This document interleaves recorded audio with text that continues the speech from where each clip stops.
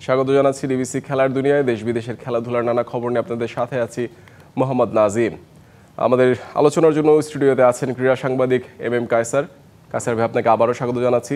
Bangladesh test খেলছে আয়ারল্যান্ডের বিপক্ষে সিলেটে। প্রথম দিন যেরকম একটা উইকেট আমরা আভাস করছিলাম, যেটা হচ্ছে যে আপনার উইকেটটা স্পোর্টিং হবে, ব্যাটিং ফ্রেন্ডলি উইকেট, সেই জায়গাটাতে আয়ারল্যান্ড কিছুটা প্রতিরোধ করতে পেরেছে এবং ভালো একটা রান করার একটা আভাস দিয়ে কিন্তু আবার পরবর্তীতে 286 রানে অল আউট হয়ে গেছে। এই জায়গাটাতে বাংলাদেশের চ্যালেঞ্জটা কেমন থাকবে? বাংলাদেশ প্রথম ইনিংসে কত রান করতে পারলে জয়ের সম্ভাবনাটা থাকবে বেশি? উইকেট প্রসঙ্গে প্রথমে বলি যে সিলেটের উইকেট কিন্তু এরকমই। এখানে যেভাবে শাহরিয়ার বলছিলেন যে এখানে 270 বা 280-র মতো হয় বা 300-র নিচে রান হয় ফার্স্ট ইনিংসে। তো বাংলাদেশ দল যে আয়ারল্যান্ডকে 300-র নিচে আটকে রাখতে পেরেছে, এটার জন্য বাংলাদেশ দল, আমি মনে করি যে তাদের প্রথম কাজটুকু তারা ভালোভাবে সম্পূর্ণ করতে পেরেছে এবং আজকের দিনের জন্য যে দ্বিতীয় ভালো কাজ করার কথা ছিল সেটাও তারা ভালোভাবেই করতে পেরেছে। ওপেনিংটা খুব ভালো হয়েছে, কিন্তু কাজ এখন পর্যন্ত শেষ হয়নি। ক্রিকেটে একটা কথা বলা হয়ে থাকে, when you get a good start you have to go for a big one. So এখন বাংলাদেশ দলকে একটা বিগ ওয়ানের দিকে যেতে হবে। বিগ ওয়ানটা কি? যে দুজন ব্যাটার সেট হয়ে গিয়েছেন তাদেরকে ইনিংসটা বড় করতে হবে, কারণ 50 নিয়ে আপনি সন্তুষ্ট থাকবেন না, আপনাকে সেঞ্চুরি করতে হবে। কোনো কারণে সেঞ্চুরি যদি আপনি পেয়ে যান তখন আপনাকে আরও বড় সেঞ্চুরির দিকে যেতে হবে বা সেটা ডাবল সেঞ্চুরি করতে হবে। কারণ এই দুজন ব্যাটার এই উইকেট কেমন আচরণ করবে বা আপনার আয়ারল্যান্ডের বোলাররা কেমন বোলিং করছেন, তাদের শক্তিমানটা কোথায়, দুর্বলতাটা কোথায়, সেটা সবচেয়ে ভালো তারা কিন্তু উইকেটের মিডলে গিয়ে টের পেয়ে গিয়েছেন। সো তারা যেহেতু শুরুটা ভালো করেছেন, তাদেরকে এখন আরও ভালো করতে হলে আরও বড় ইনিংস খেলতে হবে। এটি গেল দ্বিতীয় দিক। আর তৃতীয় দিকটা হলো যে এই উইকেট আপনার এখন পর্যন্ত আপনি বলছেন যেভাবে যে পেসারদের বা স্পিনারদের তেমন সহায়তা করছে না, কিন্তু এটা করবে। কখন করবে? এটা থার্ডের পর থেকে করবে। আপনি দেখবেন যে থার্ডের পর থেকে এখানে কিন্তু স্পিনাররা ভালো সুযোগটা পাবেন, বেশ ভালো টার্নও হতে পারে এবং অনেক বল নিচু হয়ে আসবে, তখন কিন্তু ব্যাটিং করাটা খুব টাফ হবে। এ কারণে বাংলাদেশ দলের উচিত হবে, যেহেতু সময়টা তারা পেয়ে গিয়েছে অনেক আগেই, বাংলাদেশ দলের এখন উচিত হবে যে তৃতীয় দিন আসার আগেই বাংলাদেশ দল বা তৃতীয় দিন পর্যন্ত বাংলাদেশ দল এখানে ভালো ব্যাটিংটা করা উচিত। অর্থাৎ আপনাকে এখানে সুযোগ যেহেতু পেয়েছেন, আপনাকে এখানে ফোর্থ ইনিংসে যাতে ব্যাট করতে না হয় সেই কাজটুকু, অর্থাৎ দ্বিতীয় ইনিংসে যাতে ব্যাট করতে বাংলাদেশকে না হয়, এই কারণে বাংলাদেশকে প্রথম ইনিংসে বড় স্কোরটা করতে হবে। বাংলাদেশ যদি এখানে আপনার 450 অথবা 400 রানও করতে পারে, তাহলে 450 রান বা 500 রানও যদি করতে পারে, তাহলে আমি মনে করি যে ইটস ভেরি গুড জিনিসটা হবে। এবং আমি যতদূর জানি যে বাংলাদেশ টিম ম্যানেজমেন্ট কিন্তু সেভাবেই চিন্তাটুকু করছে, যেন এই উইকেটে দ্বিতীয় ইনিংস অর্থাৎ ফোর্থ ইনিংসে বাংলাদেশকে যেন ব্যাট করতে না হয়। কারণ এখানে যেই দলই আপনার শেষের দিকে ব্যাট করবে, ফোর্থ ইনিংসে যারা ব্যাট করবে তাদের জন্য কিন্তু একটু কষ্ট হয়ে থাকবে। আর যেহেতু আপনার আয়ারল্যান্ড প্রথম ইনিংসে ব্যাট করেছে, দ্যাট মিনস আপনাকে যদি এটা 5 দিনের ম্যাচটা যায়, তাহলে বাংলাদেশকে হয়তো ফোর্থ ইনিংসে ব্যাট করতে হতে পারে। সব কিছু মিলিয়ে বাংলাদেশ এই টেস্টে যেরকম যা চেয়েছিল, আমি মনে করি যে পুরোপুরি স্বস্তিদায়ক অবস্থায় রয়েছে। তবে এখন পর্যন্ত আপনি বাংলাদেশ জিতে যাচ্ছে বা বাংলাদেশ জয়ের কাছাকাছি রয়েছে এগুলো বলার কোনো স্কোপই আসেনি। আপনাকে সবার আগে 286 রানটা টপকাতে হবে। আয়ারল্যান্ড যে রানটুকু করেছে সেই রানটা টপকাতে হবে, তারপর আরও বড় স্কোরের দিকে যেতে হবে এবং দ্বিতীয় ইনিংসে ব্যাট না করার টেন্ডেন্সি নামতে হবে। প্রথম ইনিংসেই সব কাজটুকু করে রাখতে হবে, অন্তত ব্যাটিংয়ের কাজটুকু। তারপর জয়ের কথা যদি আলাদা করে একটু বলি, অনেকদিন পর সুযোগ পেয়েছেন, তার কাছ থেকেও ভালো কিছু প্রত্যাশা করছে। কারণ আপনি এনামুল হক বিজয় যিনি ছিলেন, তার পরিবর্তে তিনি দলে এসেছেন এবং তার কাছ থেকে কিন্তু আপনার বাড়তি প্রত্যাশা থাকে। ইয়াং ট্যালেন্টেড ক্রিকেটার, মাঝখানে অফর্মের কারণে বাদ পড়ে গিয়েছিলেন, এখন তার সামনে বড় সুযোগ জাতীয় দলে জায়গাটা পাকা করা, তো সেই জায়গায় বিশেষ কিছু করার তার জন্য একটা সুযোগ থাকছে। অবশ্যই আমি মনে করি, কারণ টেস্ট ক্রিকেটে আপনি সবসময় সুযোগটা পাবেন না, তো যখন সুযোগটা পেয়েছেন তখন সেটা কাজে লাগাতে হবে। উদাহরণ হিসেবে বেশি দূর যাব না, আপনি আয়ারল্যান্ডের দিকে তাকান। আয়ারল্যান্ডের কিন্তু দুজন ক্রিকেটারের এই টেস্টে ডেবু হয়েছে। একজন আপনার উপরের দিকে ওয়ান ডাউনে ব্যাট করতে নেমেছিলেন, কারমাইকেল, তিনি হাফ সেঞ্চুরি করেছেন, এবং নিচের দিকে নেইল, তিনি কিন্তু 30 রান করেছেন। এবং যে কায়দায় তিনি কালকে ব্যাট করেছেন, লাস্ট ব্যাটসম্যান হিসেবে তিনি আউট হয়েছেন, বাট যে কায়দায় তিনি ব্যাট করেছেন দেখে মনে হয়নি যে এই দুজন ব্যাটার তাদের জীবনের প্রথম টেস্ট খেলতে নামছেন। This is the most important thing. Test ক্রিকেটে আপনার পারফরমেন্স করার জায়গা, আপনি এখানে শেখার কোনো কিছু নেই, আপনি যা শিখে এসেছেন সেটা এখানে সেই জিনিসটা এখানে প্রদর্শন করবেন। তো এই দুজন ব্যাটারকে দেখে মনে হয়েছে আমার যে এরা প্রথম শ্রেণীর ক্রিকেটে ভালো পারফরমেন্স করে এসে এখানে এখন পারফর্ম করছেন। ঠিক একই রকমভাবে মাহমুদুল হাসান জয়ের জন্য যে এটি প্রথমবারের মতো তা কিন্তু না, এর আগেও তিনি টেস্ট ক্রিকেট খেলেছেন, লম্বা সময় ধরে সেই সুযোগটা পেয়েছিলেন, কিন্তু আসা যাওয়ার মধ্যে রয়েছেন। এখন যেহেতু একটা পজিশনের পর্যায়ে তিনি পৌঁছেছেন এবং একটা জায়গা ভ্যাকেন্ট হয়েছে, সেই জায়গাটুকু তিনি যদি শূন্যস্থানটা পূরণ করতে না পারেন, তাহলে আমি মনে করি যে তার জন্য দুঃখটা হবে যে নতুন কেউ এসে তার জায়গাটা হয়তো পূরণ করবেন। যেহেতু শূন্যতাটা রয়েছে, এই জায়গাটুকুতে তিনি যদি পূরণ করতে পারেন, এবং is a classic batsman, century রয়েছে তার টেস্ট ক্রিকেটে, তাও আবার বিদেশের মাটিতে। সো আমার কাছে মনে হচ্ছে যে তামিম ইকবালের চলে যাওয়ার পর টেস্ট ক্রিকেটে একজন ওপেনারের যে শূন্যতা তৈরি হয়েছে সেই ঘাটতিটুকু এখন পর্যন্ত আমরা কিন্তু পূরণ করতে পারিনি। অনেককে প্র্যাকটিস সুযোগ দেওয়া হয়েছে। সো মাহমুদুল হাসান জয় এবং সাদমান দুজনেই ইয়াং ক্রিকেটার, ফার্স্ট ক্লাস ক্রিকেটেও তাদের ভালো পারফরমেন্স রয়েছে। তারা যদি এই জায়গাটুকুতে নিজেদেরকে মেলে ধরতে পারেন তাহলে সেটি শুধু তাদের জন্য না, আমি মনে করি টেস্ট ক্রিকেটে বাংলাদেশের ভবিষ্যতের জন্য খুব ভালো একটা উপলক্ষ হবে। শান্তর ক্যাপ্টেন্সি নিয়ে যদি একটু বলি, যে শান্ত কিন্তু পুনরায় যে জায়গা ছেড়েছিলেন প্রায় 4.5 মাস আগে শ্রীলঙ্কার কাছে, সেখান থেকে আবার শুরু করলেন আয়ারল্যান্ডের বিপক্ষে নতুন একটা চ্যালেঞ্জ নিয়ে। 2027 টেস্ট চ্যাম্পিয়নশিপ চক্র পর্যন্ত তিনি দায়িত্ব পালন করবেন। তো সেই জায়গাটাতে শান্তর কাছে একটু সহজ হয়ে গেল কিনা, কারণ প্রতিপক্ষ আয়ারল্যান্ড, এই আয়ারল্যান্ডের বিপক্ষে যদি আপনার সিরিজ জিততে পারে তার কাছেও যেরকম দলের মোমেন্টাম হাই হয়ে যাবে এবং পাশাপাশি তার ক্যাপ্টেন্সির জন্য একটা ভালো কিছু যোগ হবে।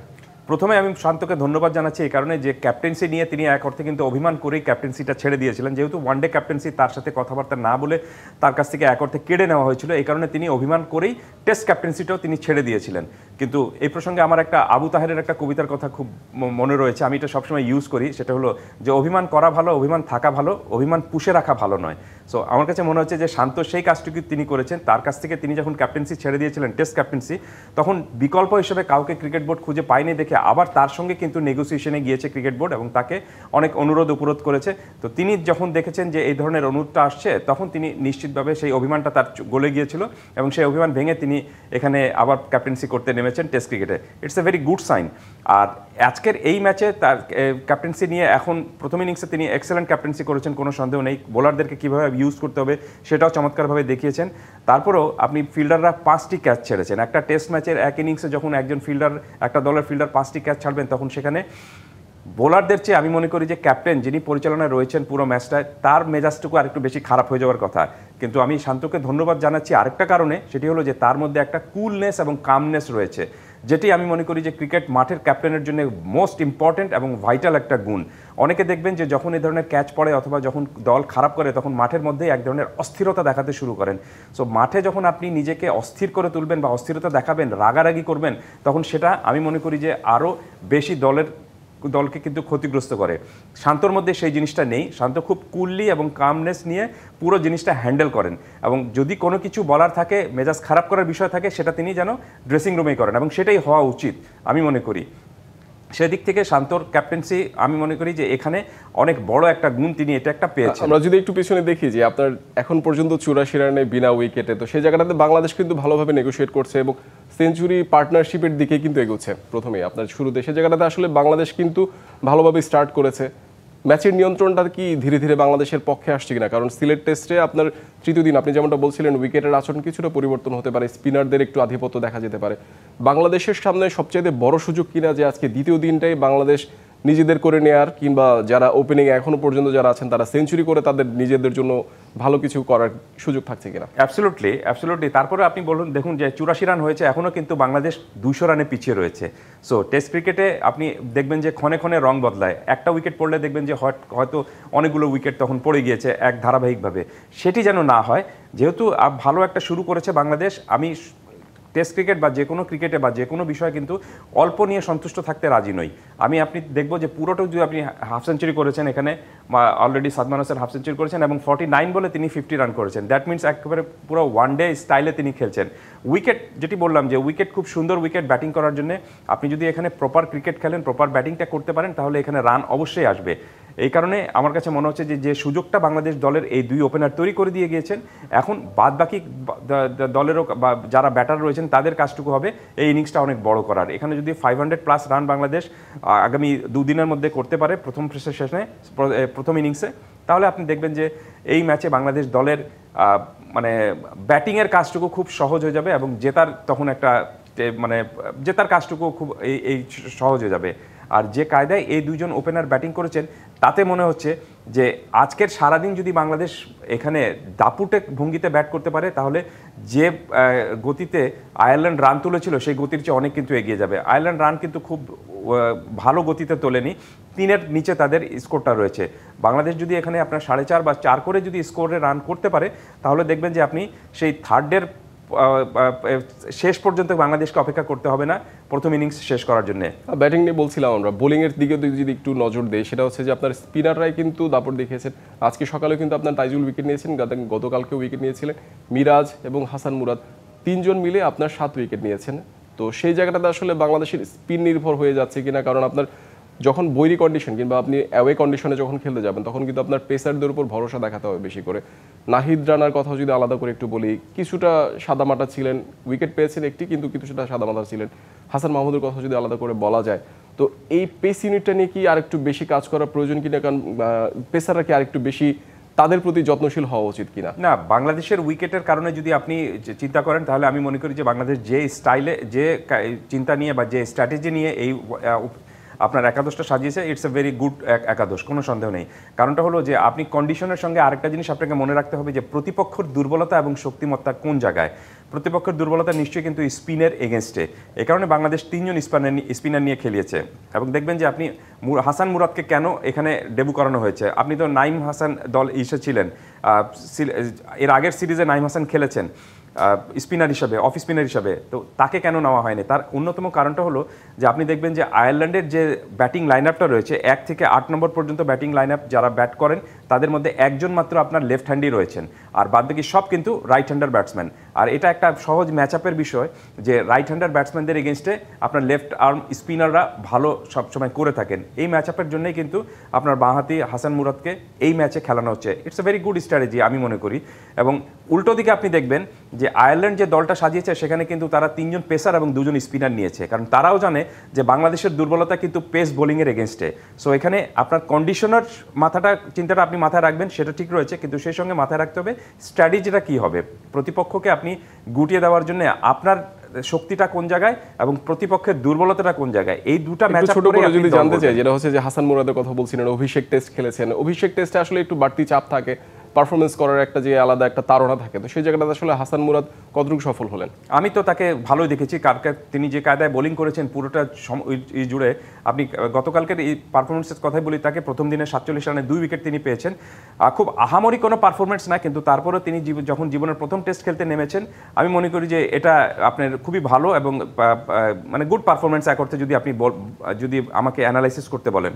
আর এটা সম্ভব হয়েছে কী কারণে জানেন? কারণটা হলো যে তিনি এই টেস্টে খেলতে নামার আগে 39টি আপনার প্রথম শ্রেণীর ক্রিকেট খেলেছিলেন, এবং 39টি প্রথম শ্রেণীর ক্রিকেটে তার পারফরমেন্স কিন্তু খারাপ না। 165-র মতো উইকেট ছিল, 5 উইকেট পেয়েছেন নিয়ারলি 14 বারের মতো। সো প্রথম শ্রেণীর ক্রিকেটে তার কিন্তু ভালো পারফরমেন্স রয়েছে বলেই তাকে এই টেস্ট ক্রিকেটে খেলতে নামানো হয়েছে।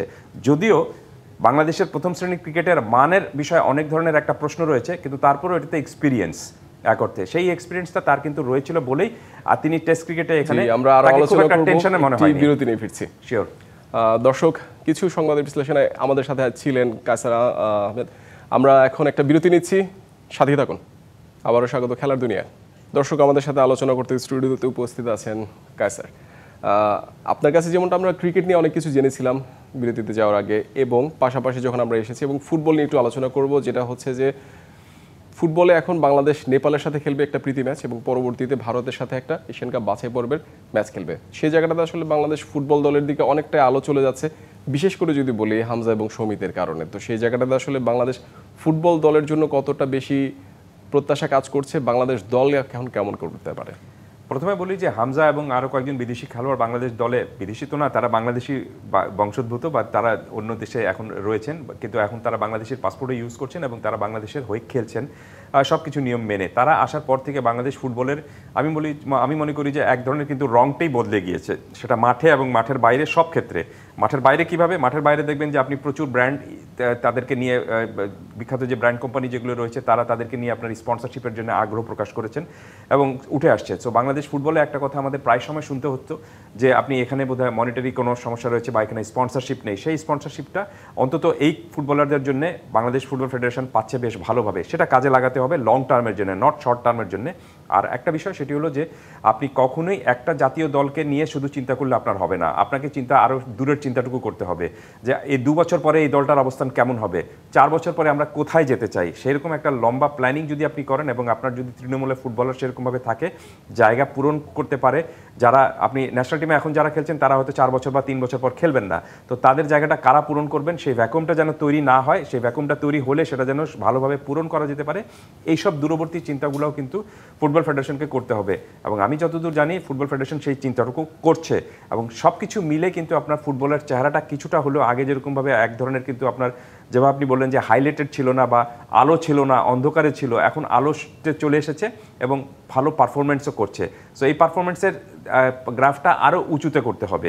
আমরা যে পারফরমেন্স এখন করছি ইন্টারন্যাশনাল ফুটবলে সেটা যে খুব আহামরি কোনো কিছু হয়ে গিয়েছে তা কিন্তু না, কিন্তু এর আগে যে পারফরমেন্স ছিল সেখান থেকে আমরা অন্তত ঘুরে দাঁড়াতে পেরেছি। তো ঘুরে দাঁড়ানোর কাজটুকু হয়েছে, এখন আমাদেরকে এগিয়ে যেতে হবে এবং আরও ভালোভাবে ধারাবাহিকভাবে পারফরমেন্স করতে হবে। এই প্রীতি ম্যাচে যেটা নেপালের সঙ্গে রয়েছে, সেই প্রীতি ম্যাচে যদি বাংলাদেশ ভালো পারফরমেন্স করতে পারে নিশ্চিতভাবে ভারতের সাথে যে এশিয়ান বাছাই পর্ব রয়েছে সেখানে তারা একটা কনফিডেন্স নিয়ে নামতে পারবে। এই ভারতীয় দলকে আমরা ভারতের মাটিতেই গোল শূন্য ড্র করেছিলাম, তো এখানে যদি আমরা তাদেরকে হারাতে পারি তাহলে আমার কাছে মনে হচ্ছে যে Bangladesh will get a good আপনার আত্মবিশ্বাস একটা পাবে।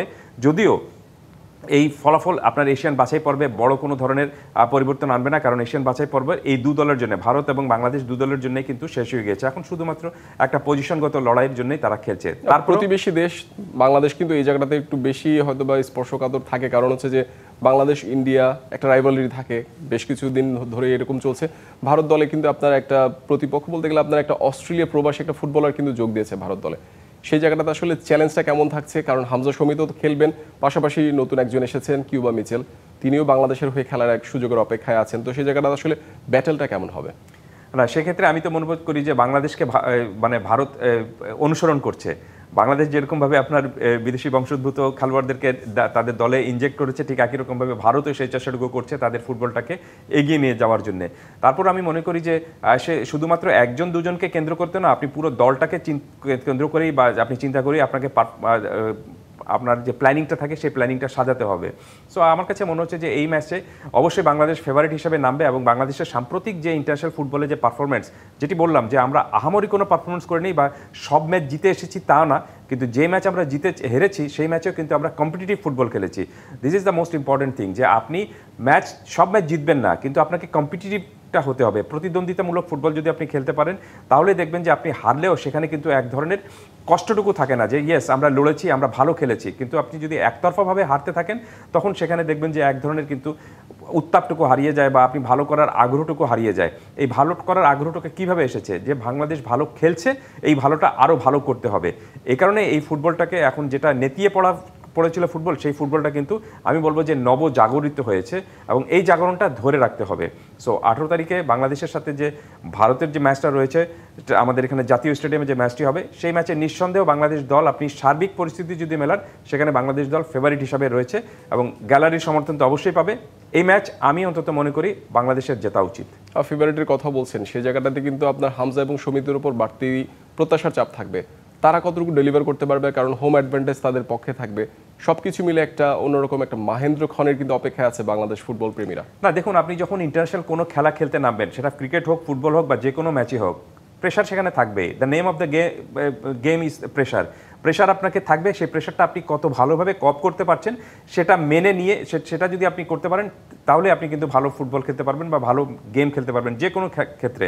সো চাপ থাকবে, চাপটা মোকাবেলা করতে হবে এবং সেই তাৎক্ষণিকভাবে আপনাকে অনেক ধরনের সিদ্ধান্ত নিতে হবে। সেই সিদ্ধান্তগুলো যদি আপনি ভালোভাবে নিতে পারেন তাহলে আপনি ম্যাচ শেষে জয়ী হবেন। আর যেটি আপনি যে সমিত এবং হামজার কথা বললেন, হামজা কিন্তু এর চেয়ে বড় বিগ ম্যাচ খেলে এসেছেন তার ক্যারিয়ারে। তিনি তো এক অর্থে কিন্তু গ্লোবাল সুপারস্টার বলে আমার কাছে মনে হচ্ছে যে এইসব ম্যাচে খেলতে নামার আগে যে একটা মানসিক চাপ থাকে বা প্রেশার থাকে বা কিভাবে পারফরমেন্স করতে হবে সেইগুলো তিনি অনেক আগে পার করে এসেছেন। এটা ইটস জাস্ট এ গেম তার জন্য, এটা জাস্ট আরেকটা সংখ্যা হিসাবে আরেকটা ম্যাচ, সেটা যদি বাংলাদেশ দলের এই চিন্তাটা যদি বাংলাদেশ দলের বাদবাকি পুরো দলটাও যদি কাজে লাগাতে পারে, তাহলে আমার কাছে মনে হচ্ছে যে ভারতকে হারানোটা যে স্বপ্ন নিয়ে বাংলাদেশ খেলতে নামছে সেই স্বপ্নটা পূরণ হবে।